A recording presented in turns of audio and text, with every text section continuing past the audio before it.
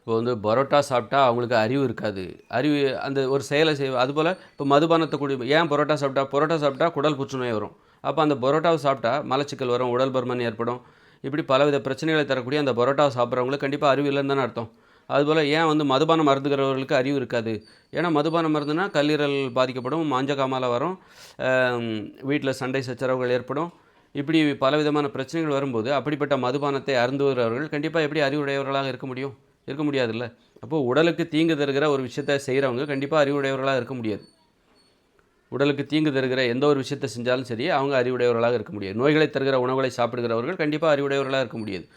அப்போ அறிவுடையவர்கள் உண்ணுகிற உணவு கண்டிப்பாக அது அறிவுக்கு பொருத்தமானதாக தான் இருக்கும். ஆரோக்கியத்தை தருகிற உணவுகளை சாப்பிடுகிறவர்கள் மட்டும்தான் அறிவுடையவர்கள்.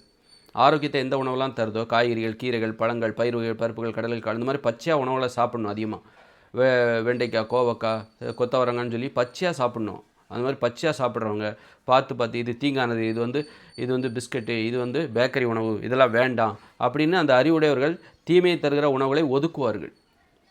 டீ குடிக்கிறது வெள்ளைச்சீனியெல்லாம் கலந்துருக்கு, அதனால் டீ குடிக்கக்கூடாது அப்படின்னு ஒதுக்கி நல்ல உணவுகளை சாப்பிடுகிறவர்கள் மட்டும்தான் அறிவுடையவர்கள்.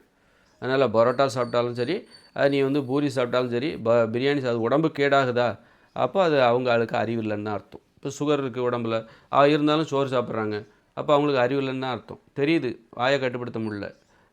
அறிவுங்கிறது என்னது? நம்ம உணர்ச்சிகளை கட்டுப்படுத்தணும். கட்டுப்படுத்துகிற அளவுக்கு அந்த அறிவுக்கு வலிமை இல்லை. அப்படிங்கும்போது அவங்க வந்து தடையை தாண்டி என்ன பண்ணுறாங்க, சோறு சாப்பிட்றாங்க, இப்போ சுகருக்கு ஒரு மாத்திரை போடுறாங்க.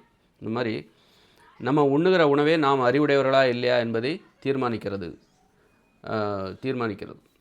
உண்ணுகிற உணவு தான். உணவை பார்த்தாலே தெரியும் உனக்கு அறிவு இருக்கா இல்லையான்னு தெரிஞ்சிடும். நல்ல பஜ்ஜி சமோசா சாப்பிட்றியா, இப்போ உனக்கு அறிவு இல்லை அப்படின்னு தான் அர்த்தம்.